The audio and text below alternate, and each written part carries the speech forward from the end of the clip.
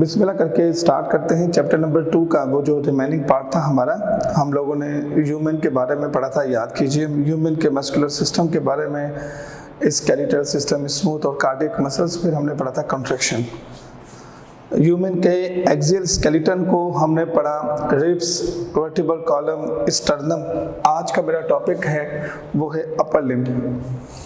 Upper limb को किस तरह से पढ़ना है? एक्चुअली ये कहलाता है आर्म, ये कहलाता है, हम इसे कहते हैं फोर आर्म।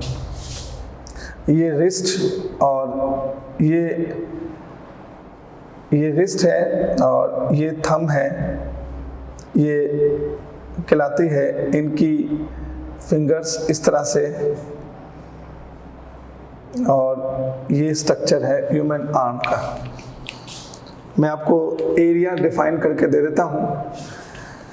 ये कहलाता है आर्म, ये कहलाता है फोर आर्म, इसको हम लोग कहते हैं पाम, और this is known as fingers. ये एरिया है। अगर हम बात करें जॉइंट की, तो यहाँ पर होता है शोल्डर जॉइंट। अगर हम बात करें जॉइंट की, तो यहाँ पर होता है एल्बो जॉइंट, और इसको हम लोग कहते हैं रिस्ट जॉइंट। आर्म के अंदर ये जो बोन है, इस आर्म की बोन को हम लोग कहते हैं ह्यूमरस। यहाँ पर दो बोन्स होती हैं, ये वो बोन जो थंब के पास है, इसका नाम कहलाता है रेडियस। जो लिटिल फिंगर के नीचे है, उसको हम लोग कहते हैं अल्ना। यहाँ पर फिर आते हैं जिनको कहते हैं हम पाम में जो आते हैं, इनका नाम है कार्पेल्स, और इनको कहते हैं मेटाकार्पल्स। जितनी फिंगर्स उतने, these are known as metacarpals. फिर ये तीन फ्लैंजेस होती हैं हर फिंगर में, ये देखिएगा, और अंगूठे में 2। अगर आप फिंगर की बात करते हैं तो फिंगर में एक फ्लैंजिस ये रही, एक फ्लैंजिस ये है, और एक ये रही। वो फ्लैंजिस जो फिंगर की टिप में नेल के साथ है, उसको कहते हैं डिस्टल फैलिंग्स। ये कहलाता है मिडिल फैलिंग्स, और इसे कहते हैं प्रॉक्सिमल फैलिंग्स। और अंगूठे में 2 फैलिंग्स होते हैं। तो this is all about upper limb. अगर हम अपर लिम्ब के बाद बात करते हैं लोअर लिम्ब की, पहली बात तो है, आप डोंट एवर कॉल के अपर लिम्ब फोर लिम्ब है और लोअर लिम्ब हाइंड लिम्ब है। Lower limb, hind limb, upper limb, four limb का कोई भी बुक में किसी भी किस्म का जिक्र नहीं है। ये फ्रॉग में होता है बेटा। इसको कहते हैं लेग, ये कहलाता है लोअर लेग, और ये रहा फुट, ये रहा स्ट्रक्चर। अगर हम आगे पढ़ें तो ये एरिया कहलाता है लेग का एंटीरियर साइड कहलाता है थाई। ये कहलाता है, हम इसे कहते हैं लोअर लेग, शिन बोन के नाम से मशहूर है। ये कहलाता है सोल, और इसे हम लोग कहते हैं टोस। अपर लिम्ब की बात करें तो ये थंब, ये इंडेक्स फिंगर, ये मिडिल फिंगर, ये रिंग फिंगर, और ये लिटिल फिंगर।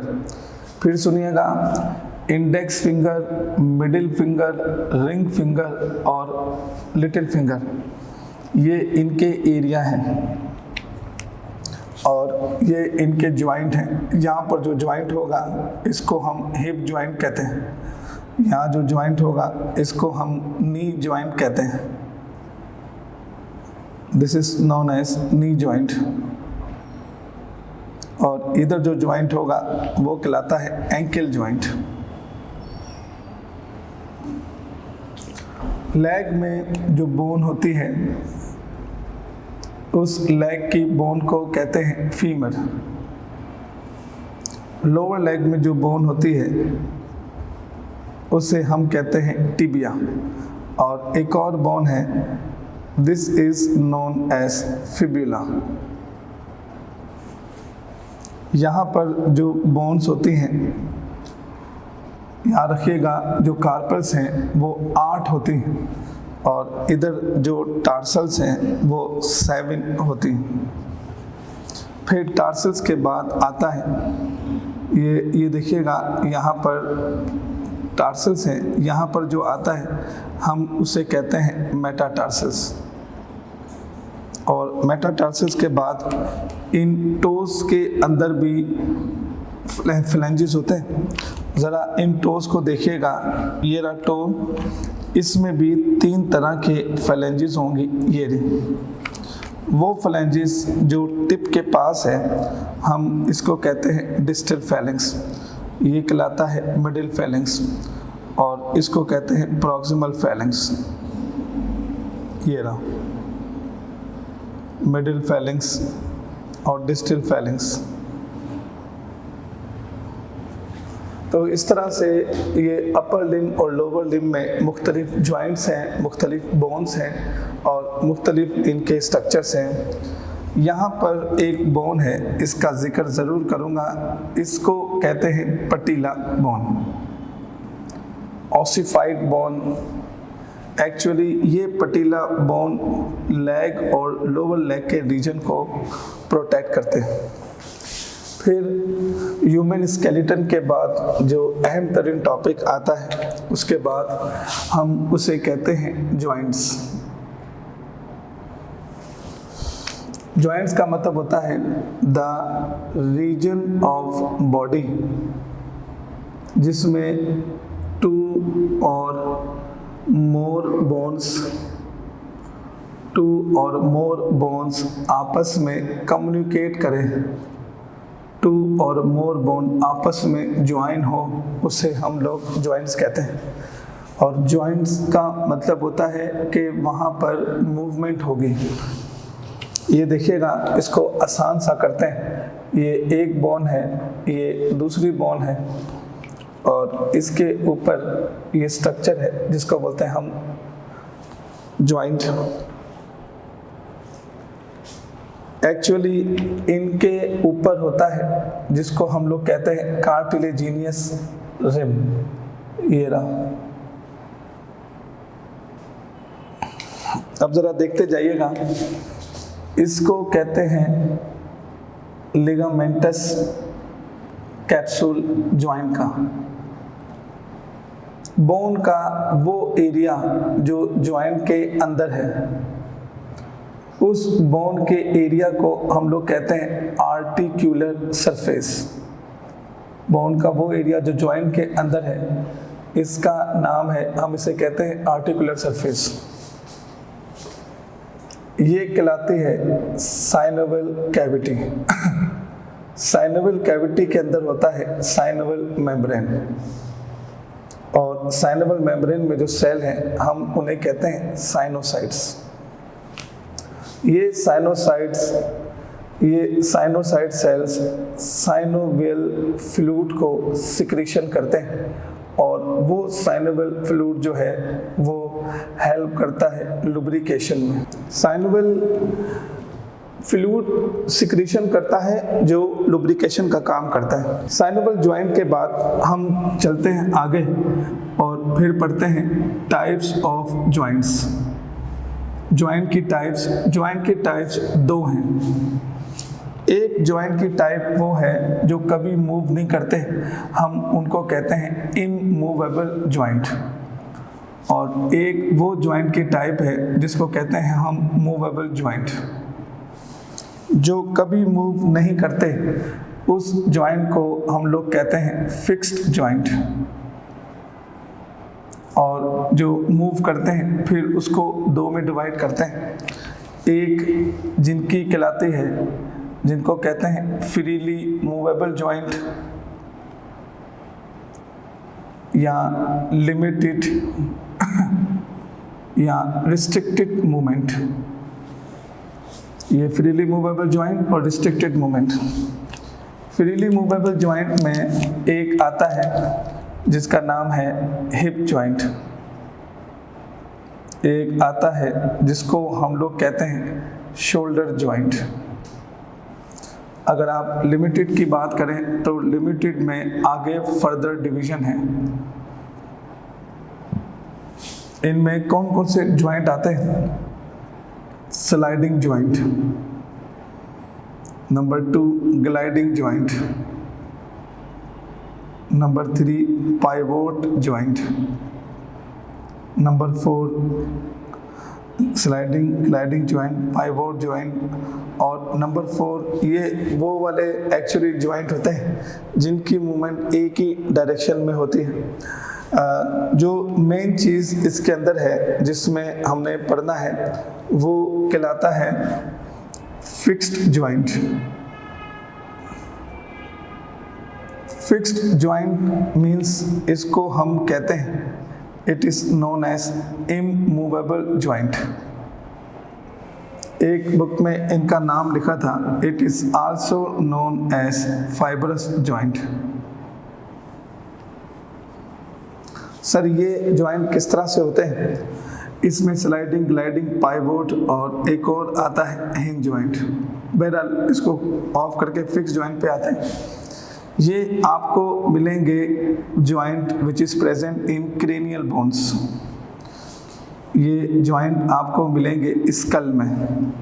ये देखिएगा ये फिक्स्ड कैसे हैं। ये रहा जॉइंट, इन बोन के दरमियान कोई कैविटी नहीं है, इन बोन के दरमियान फाइबरस टिश्यू हैं। ये फाइबरस टिश्यू इस जॉइंट को मूव करने नहीं देते, इसलिए ये कहलाता है फिक्स्ड जॉइंट। आपने पढ़ा था मुझसे क्रेनियल बोन्स। ये देखिएगा ये रहा फ्रंटल बोन, ये रही जिसको हम लोग कहते हैं ऑसिपिटल बोन। ये रहा जॉइंट पैराइटल बोन और ये वाली कहलाती है टेम्पोरल बोन। अगर आप इस जॉइंट को देखें तो इन जॉइंट्स के दरमियान, इन जॉइंट्स को अगर आप डिटेल में देखें तो इस जॉइंट के दरमियान का अंदर का स्ट्रक्चर इसी तरह से होगा। They have no any synovial cavity. ये जॉइंट आपस में फिक्स्ड होते हैं। और सर और कहाँ पर होते हैं? वो वाले जॉइंट जो हमारे मिड लाइन ऑफ बॉडी में हो उसको हम लोग कहते हैं fixed joint. Mid line of body में दो मैंडिबल जहाँ पर आकर ज्वाइन हो रही हैं, दो नेजल बोन आकर आपस में ज्वाइन हो रही हैं। पेल्विस में देखें तो जहाँ प्यूबिक बोन आकर आपस में ज्वाइन हो रही है, ये कहलाता है राइट मैंडिबल लेफ्ट मैंडिबल। ये बिल्कुल जो एक एक्सिस में मिड लाइन में ज्वाइंट है वो भी इमूवेबल ज्वाइंट है। अब सवाल ये पैदा होता है, ज्वाइंट का मकसद होता है मूवमेंट, तो ये कौन से ज्वाइंट हैं जो मूव नहीं करते? ये क्यों मूव नहीं करते? एक्चुअली ऐसा नहीं है। जब न्यू बॉर्न बेबी की, या आप देखिएगा जब बर्थ का प्रोसेस होता है तो इन जॉइंट के दरमियान मूवमेंट होती है, मगर वो मूवमेंट जो है वो बहुत स्लाइट होती है। वो जो मूवमेंट है वो बहुत निग्लिजिबल मूवमेंट होती है। और स्कल 2/3 जो है वो अपना डायमीटर कम करता है बिकॉज बेबी के सर को डिलीवर होना था बाहर। तो ऐसा नहीं है कि ये जॉइंट शुरू से मूवमेंट ना करें, मगर at the time of deliver of baby ये जॉइंट मूव करते हैं, इसलिए हम इनको क्रेनियल या स्कल जॉइंट कहते हैं। फिजिकली तौर पर ऐसा लग रहा है कि जैसे किसी ने टांके लगाए, स्टिच किए, तो इसको हम ये भी कहते हैं it is known as suture joint. फिर आगे चलते हैं। फिर हम लोग पढ़ते हैं फ्रीली मूवेबल जॉइंट्स। अगर फ्रीली मूवेबल जॉइंट्स की बात करते हैं तो इनमें नंबर 1 जॉइंट आता है जिसका नाम है शोल्डर जॉइंट। ये रहा शोल्डर जॉइंट का स्ट्रक्चर, इसको हम लोग कहते हैं स्कैपुला। ये कहलाता है ह्यूमरस और इसके ऊपर होता है क्लेविकल। तो ये 3 बोन मिलकर शोल्डर जॉइंट बनाते हैं। इसको हम लोग कहते हैं स्कैपुला या this is known as wing bone. ये कहलाता है क्लेविकल जिसे हम लोग कहते हैं कॉलर बोन, और ये कहलाता है ह्यूमरस जिसे हम लोग कहते हैं आर्म बोन। और इनके दरमियान जो जॉइंट बनता है इसको हम लोग कहते हैं शोल्डर जॉइंट। इस शोल्डर जॉइंट का एक नाम ये भी है, इसको हम पेक्टोरल गर्डल कहते हैं। ये जो हेड ऑफ ह्यूमरस है ये एक्ट करता है एज अ बॉल, और ये गिलिनॉइड कैविटी है इस स्कैपुला की, they act as a socket. तो एक बॉल का काम अदा करता है एक सॉकेट का, इसीलिए फ्रीली मूवेबल जॉइंट को हम बॉल एंड सॉकेट जॉइंट के नाम से याद रखते हैं। ये तो था शोल्डर जॉइंट का स्ट्रक्चर। अगर हम बात करें तो ये कहलाता है जिसका नाम है हिप जॉइंट। हिप जॉइंट किस तरह से बनता है, वो ये स्ट्रक्चर है इसका ऐसे, ये पेल्विक बोन्स हैं ऐसे। पेल्विक बोन एक बोन एंटीरियर साइड पे होती है, ये रही एक पेल्विक बोन एंटीरियर साइड पे होती है, ये रही, और इस बोन को हम प्यूबिक बोन कहते हैं। ये कहलाती है राइट प्यूबिक बोन और ये कहलाती है लेफ्ट प्यूबिक बोन। ये कहलाता है जिसे हम लोग कहते हैं प्यूबिक सिम्फेसिस। तो this are the frontal bone. फिर एक बोन इस तरह से होती है जो लेटरल साइड पे पाई जाती है, ये रही, और इस बोन को हम लोग कहते हैं राइट इलियक बोन, और ये कहलाती है लेफ्ट इलियक बोन। और फिर यहाँ पर होता है स्टर्नम, यहाँ पर होता है वर्टिब्रल कॉलम। तो जो यहाँ पर बोन होती है पीछे की तरफ, ये रही, इस बोन को हम लोग कहते हैं राइट, ये वर्टिब्रल कॉलम का पार्ट कहलाता है सैक्रम, इसको बोलते हैं राइट ईशियम बोन, और ये कहलाती है लेफ्ट ईशियम बोन। और ये पूरा का पूरा कहलाता है पेल्विक ब्रिम। पेल्विक ऐसा पेल्विक ब्रिम जिसमें ऑर्गन जो हैं वो एब्डोमेन से पेल्विस में जाते हैं। इस इलियक बोन के अंदर कैविटी होती है, ये रही, इस इलियक बोन के अंदर कैविटी होती है, और इस कैविटी के साथ अटैच होता है फीमर, ये रहा, इस कैविटी के अंदर अटैच होता है फीमर। और ऐसे जॉइंट को हम लोग इलियक जॉइंट कहते हैं। ऐसे जॉइंट का नाम इलियक जॉइंट है। तो ज़रा देखिएगा, ये रहा सॉकेट, ये रहा सॉकेट, और ये जो सॉकेट है ये कौन बनाता है, acetabulum. This is the socket of ilium, और ये कहलाता है बॉल, ये कहलाता है बॉल, और this ball is made up by head of femur.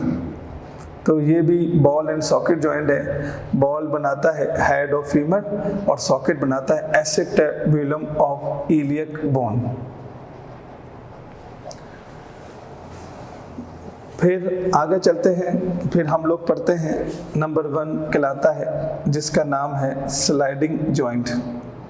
Sliding joint का मतलब होता है कि एक बोन दूसरी बोन के ऊपर स्लाइड करे, वन बोन अनदर बोन के ऊपर स्लाइड करे, मगर वो जो स्लाइड है वो डायरेक्टली बोन एक दूसरे से अप्रॉक्सीमेट होते हैं, एक दूसरे से बोन जुड़े हुए होते हैं, और बोन टू बोन स्लाइडिंग के दरमियान इनके साइनेबल कैविटी होती है, साइनेबल फ्लूइड होता है, और इस साइनेबल कैविटी साइनेबल फ्लूइड से लुब्रिकेशन का काम होता है। वो बोन जो स्लाइड करे एक बोन के ऊपर से दूसरी बोन पे, हम उसको स्लाइडिंग जॉइंट कहते हैं। एल्बो जॉइंट स्लाइडिंग जॉइंट है, नी जॉइंट स्लाइडिंग जॉइंट है। तो याद रखिएगा ये जो जॉइंट की टाइप्स है ये है according to their pattern of their movement.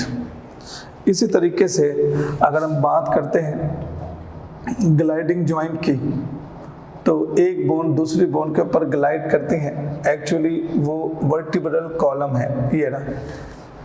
इस वर्टिब्रल कॉलम के अंदर आपको मिलेगी इंटरवर्टिब्रल डिस्क ये। तो इधर तो बोन आपस में डायरेक्टली एक दूसरे से अप्रॉक्सीमेट थी, कांटेक्ट में थी, मगर ये कहलाता है, इसको कहते हैं वर्टिब्रा, ये कहलाता है जिसका नाम वर्टिब्रा है, और इनके बीच में ये कहलाती है इंटरवर्टिब्रल डिस्क। इधर बोन डायरेक्टली नहीं, इधर बोन इनडायरेक्टली एक दूसरे से ज्वाइंट होते हैं। इनडायरेक्टली का मतलब है कि बीच में आती है डिस्क। तो अगर वो बोन डायरेक्टली एक दूसरे से अप्रॉक्सीमेट हो तो स्लाइडिंग ज्वाइंट, अगर बीच में आ जाता है इंटरवर्टिब्रल डिस्क तो हम उसे कहते हैं ग्लाइडिंग ज्वाइंट।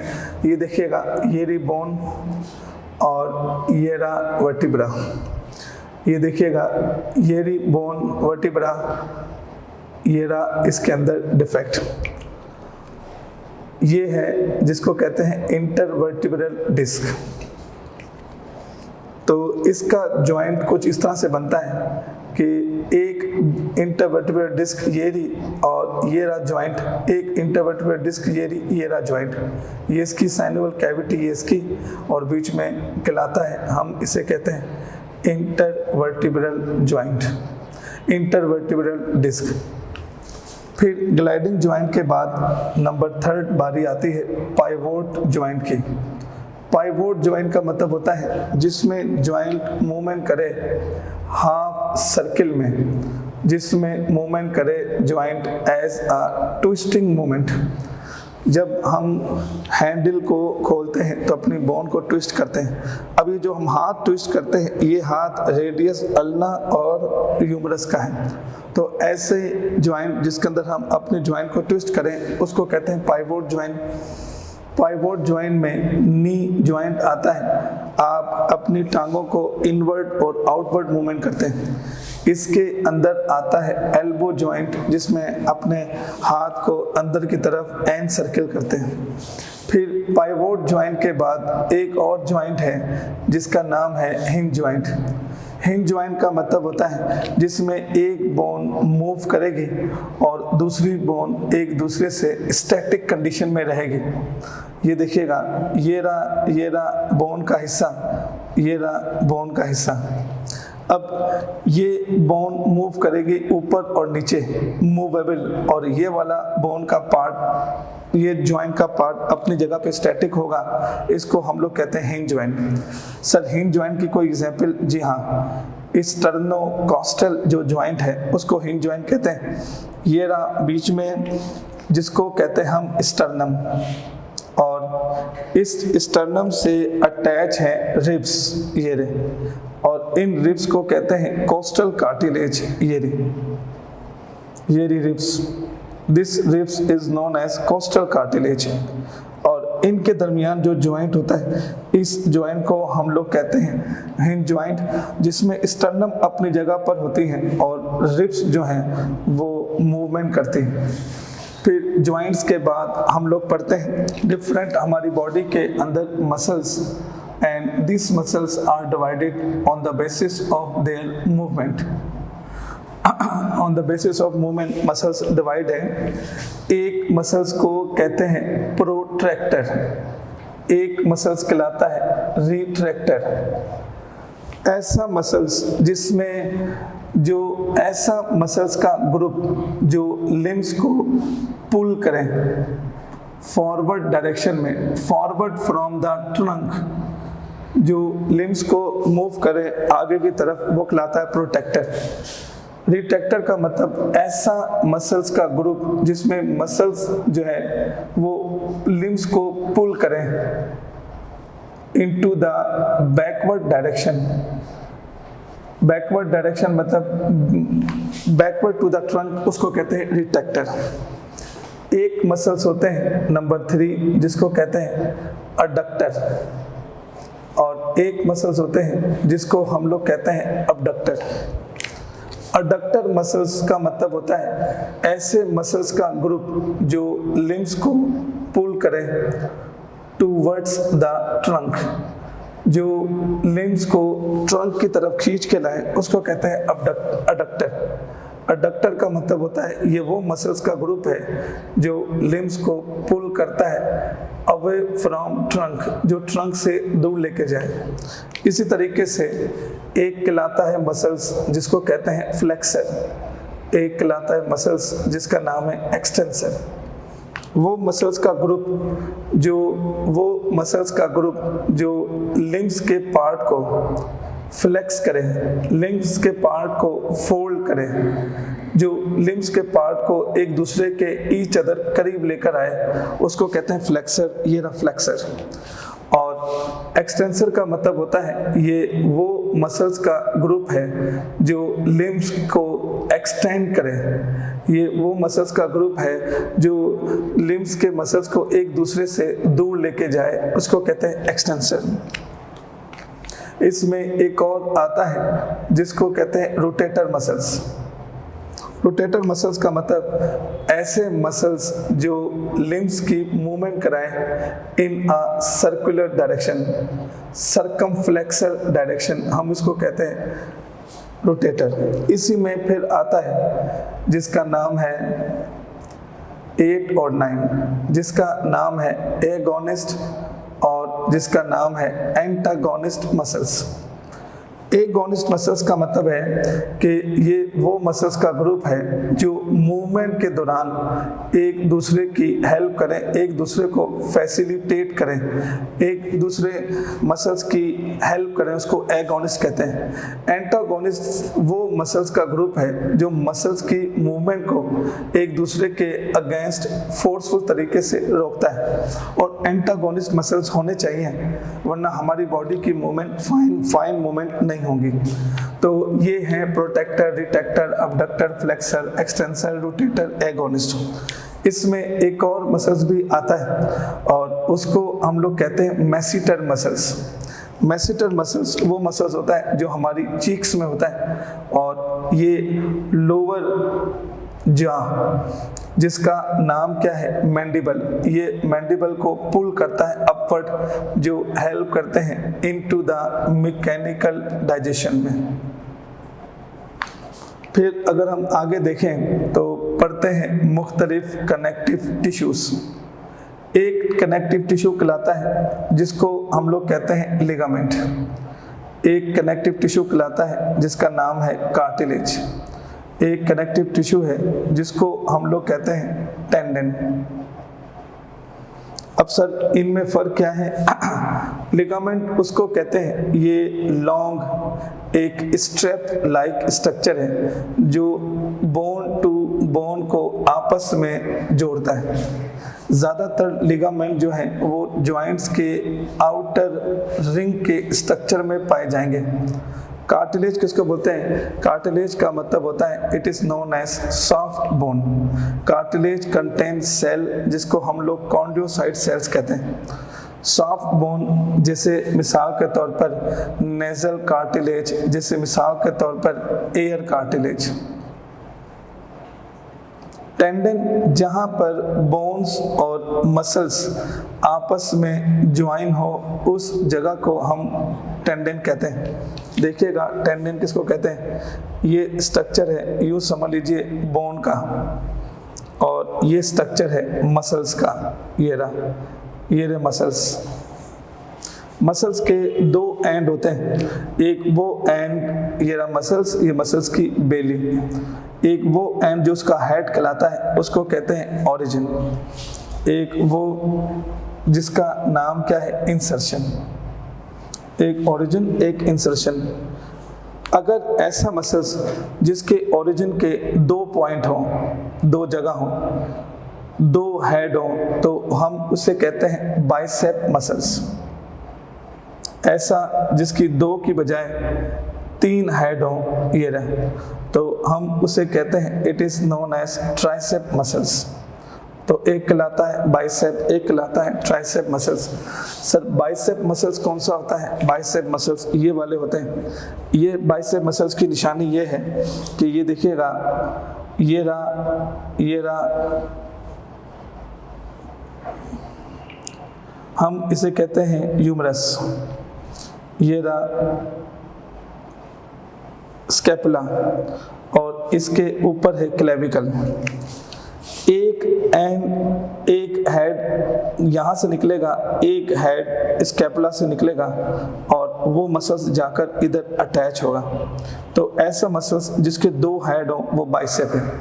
और जो पीछे मसल्स हैं, ये वाला, ये कहलाता है ट्राइसेप। इसके 3 हेड हैं। ये मसल्स क्लेविकल से भी और स्कैपुला से भी और ह्यूमरस से, तीनों से अराइज होगा। फिर हम लोग पढ़ते हैं abnormalities of skeletal system। Skeletal system की एबनॉर्मलिटीज़ को हम डिवाइड करते हैं मुख्तलिफ क्लासिफिकेशन में। पहली क्लासिफिकेशन है जिसका नाम है न्यूट्रिशनल डिसऑर्डर। न्यूट्रिशनल डिसऑर्डर का मतलब है कि हो सकता है कि फूड इनटेक में कोई डिफिशिएंसी हो गई हो, और वो फूड इनटेक की डिफिशिएंसी में नंबर 1 आता है अगर तो वो चिल्ड्रन में कमी हो गई विटामिन डी की या कैल्शियम की, हम उसे कहते हैं रिकेट्स। जिसके अंदर डिफॉर्मिटी हो जाती है लेग के बोन्स की। अगर ये अडल्टहुड में हो, अगर विटामिन डी की कमी, अगर कैल्शियम की कमी अडल्टहुड में हो, तो हम उसे ऑस्टियोमलेशिया कहते हैं। इसके अंदर इनकी बोन हो जाती हैं वीक। न्यूट्रिशनल डिसऑर्डर के बाद नंबर 2 डिसऑर्डर आता है जिसको हम लोग कहते हैं हार्मोनल डिसऑर्डर। सवाल ये पैदा होता है हार्मोनल डिसऑर्डर कौन सा है? आपने एक हार्मोन का नाम सुना होगा, ईस्ट्रोजन। ईस्ट्रोजन के 2 फंक्शन हैं, एक तो रिप्रोडक्शन, फीमेल रिप्रोडक्टिव ऑर्गन का, दूसरा ये है कि ईस्ट्रोजन हार्मोन कैल्शियम आयन की डिपोजिशन करता है बोन में। अब जैसा कि आपको मालूम है ईस्ट्रोजन हार्मोन 45 to 50 ईयर एज में होते हैं। अब ऐसी फीमेल जिसकी 50 ईयर प्लस एज है, उसमें ईस्ट्रोजन हार्मोन नहीं है, कैल्शियम की डिपोजिशन नहीं होगी, तो उनकी बोन अंदर से हो जाएगी हॉलो, उनकी बोन अंदर से हो जाएगी पोरस, उनकी बोन वीक हो जाएगी and they are easily be fracture. उसको हम लोग कहते हैं, इसका नाम है ऑस्टियोपोरोसिस, इस बीमारी का नाम है। फिर न्यूट्रिशनल डिसऑर्डर के बाद एक और भी है जिसका नाम है हेरिडिटरी डिसऑर्डर। एक ऐसी एबनॉर्मलिटी जो उसकी जीन में शामिल है। उनमें नंबर 1 पहला आता है जिसको कहते हैं माइक्रोसिफेली। माइक्रोसिफेली का मतलब है कि जिसके अंदर उनका स्कल का डायमीटर जो है वो अनडेवलप होता है, और अनडेवलप होने से उनका डायमीटर ना बढ़ेगा, जिसकी वजह से ब्रेन के जो डेवलपमेंट के अंदर भी बेटा बहुत फर्क पड़ेगा। ब्रेन डेवलप नहीं होगा, अंडर डेवलप होगा। और ये लोग जो होते हैं ये मेंटल रिटार्डेशन वाले होते हैं, ना इनका सर बन सका ना इनका ब्रेन। माइक्रोसेफेलिक के बाद एक और भी आता है इसमें, जिसको कहते हैं ऑस्टियोआर्थराइटिस। ऑस्टियोआर्थराइटिस क्या है? ऑस्टियोआर्थराइटिस जो है वो स्मॉल बोन्स, स्मॉल जॉइंट्स की एक डिफॉर्मिटी है, जिसके अंदर इनकी एबनॉर्मल शेप, एबनॉर्मल इनका स्ट्रक्चर बन जाता है। ऑस्टियोआर्थराइटिस माइक्रोसेफेलिक के बाद नंबर 3 एक और भी इनमें प्रॉब्लम आती है।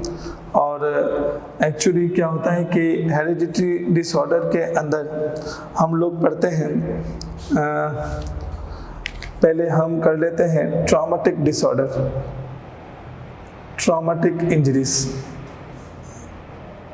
ट्रॉमेटिक इंजरीज में सबसे पहली इंजरी है जिसका नाम है डिस्क स्लिप। असल में डिस्क स्लिप का मतलब है कि जिसकी इंटरवर्टिब्रल जो डिस्क है वो अपनी जगह से डिस्प्लेस हो जाती है, डिस्प्लेसमेंट हो जाती है ड्यू टू फोर्सफुल स्ट्राइक। या तो वो जाकर मूविंग था बंदा और वो जाकर लगा दीवार पे, या अपनी जगह पे था, किसी ने आकर उसको हिट किया। अब इसके अंदर जो सबसे बड़ा मसला होता है वो होता है स्पाइनल कॉर्ड का। क्या स्पाइनल कॉर्ड इनकम्प्लीट रिसेक्ट हुई है कि स्पाइनल कॉर्ड कंप्लीट रिसेक्ट हुई है? स्पाइनल कॉर्ड की रिसेक्शन के ऊपर डिपेंड करता है।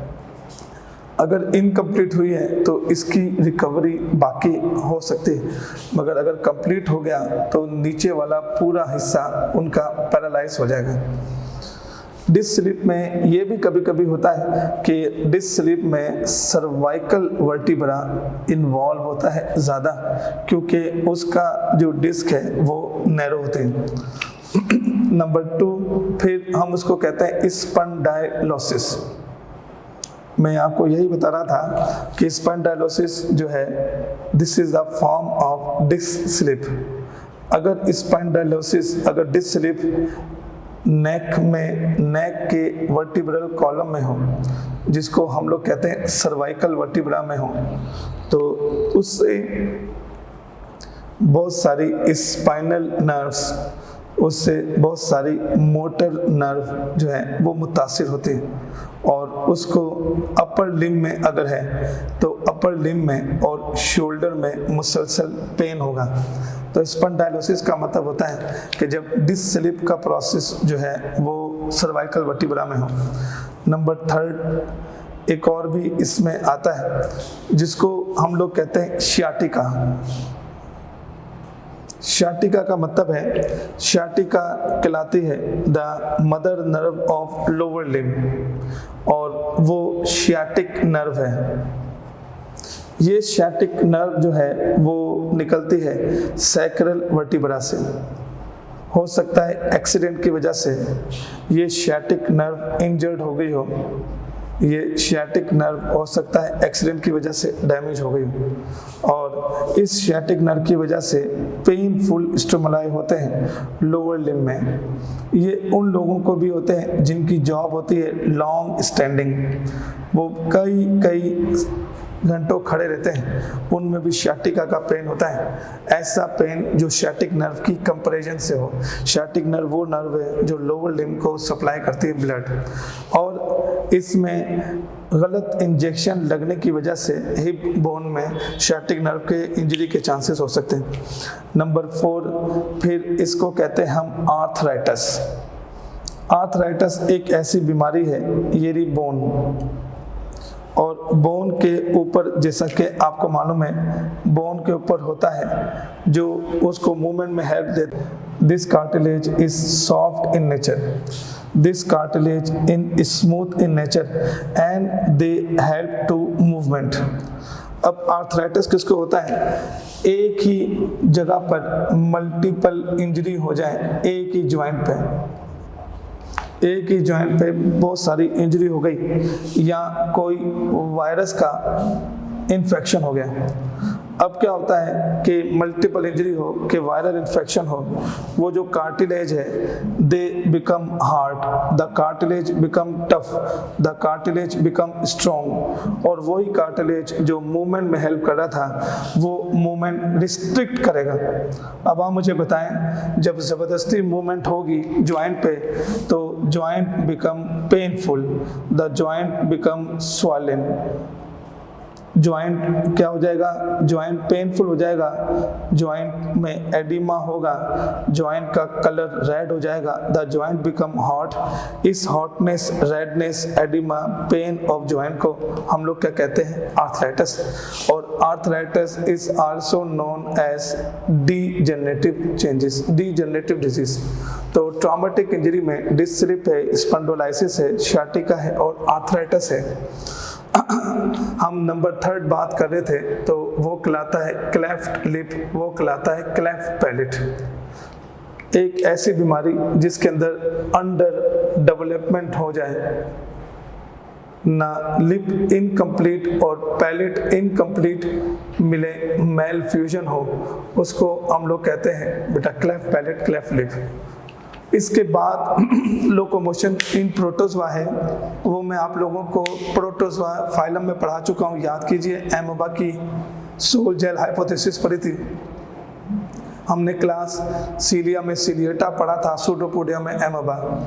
स्टारफिश, जेलीफिश हमने फाइलम किंगडम एनिमिलिया में पढ़े थे।